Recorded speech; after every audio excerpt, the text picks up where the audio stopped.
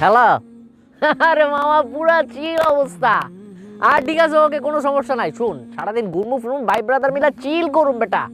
হ্যাঁ ঠিক আছে। আর গাড়ির টাকা ওইটা খরচ আমি দিব না, মাল পানি যা লাগে ওটা আমি দিব, ওটা সমস্যা নাই। আচ্ছা রাখ। কি কে বন্ধু?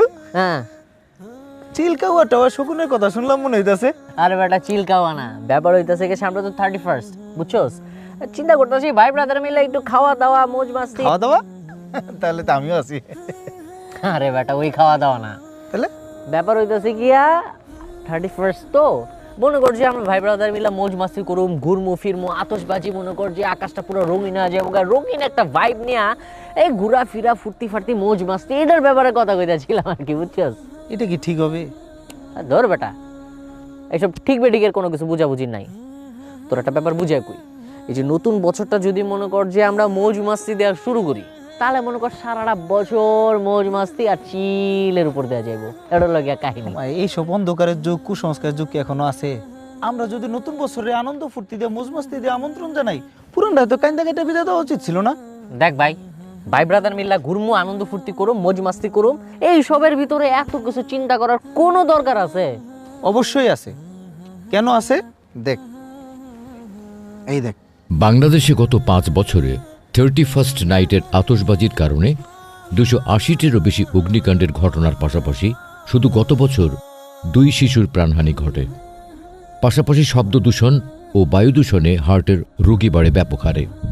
31st নাইটের আতশবাজিতে বিশ্বব্যাপী পাখিরা ভয়ে আতঙ্কে ছোটাছুটি করে।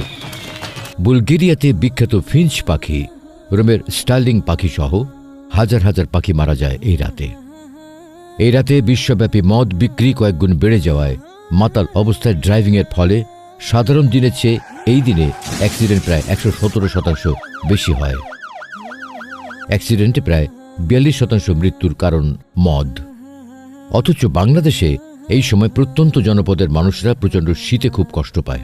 তাই একদল মানুষ এসব 31st নাইটের মতো থার্স্টি দিবস পালন না করে দূর দূরান্তের শীতার্ত মানুষদের জন্য গরম কাপড় ও খাবার নিয়ে ছুটে যায়। এবার ভাইবা দেখ, 31st নাইট পালন করে নিজে মরবি নাকি অন্যের মরার কারণ হবি? ওই কিরে, পাপ্পিরে পাইলি কই? তোর ওই জায়গায় কি করস? কি অবস্থা ম্যান? আরে বেটা, একদিকে হাঁসের মাংস আর ভুনা খিচুড়ি, অন্যদিকে হিসাব নিকাশ। হিসাব নিকাশ? কি এর হিসাব নিকাশ, কত একটু শুনি। গত বছর কি কি ভুল করলাম, সেই ভুল কিভাবে শুধরে চলবো। আর কতজনকে এবছর দাওয়াত দিছি দিনের পথে, সামনের বছর কয়জনকে দাওয়াত দিমু, এইটার হিসাব নিকাশ এখানে হবে। এই বছর কতজনরে দান করতে উৎসাহ দিছি, আর সামনের বছর কতজনরে আরো বেশি দান করতে উৎসাহ দিম। নে তো এবার 31st নাইটে কি কি করবি সেটা ভেবে দেখ।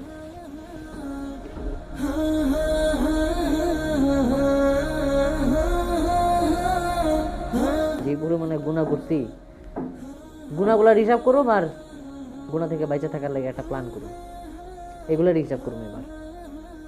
আর আপনারা যারা আমাদের এই কন্টেন্টটা দেখতেছেন, তারাও এখন থেকে প্ল্যান করেন গুণা থেকে কিভাবে বেঁচে থাকবেন।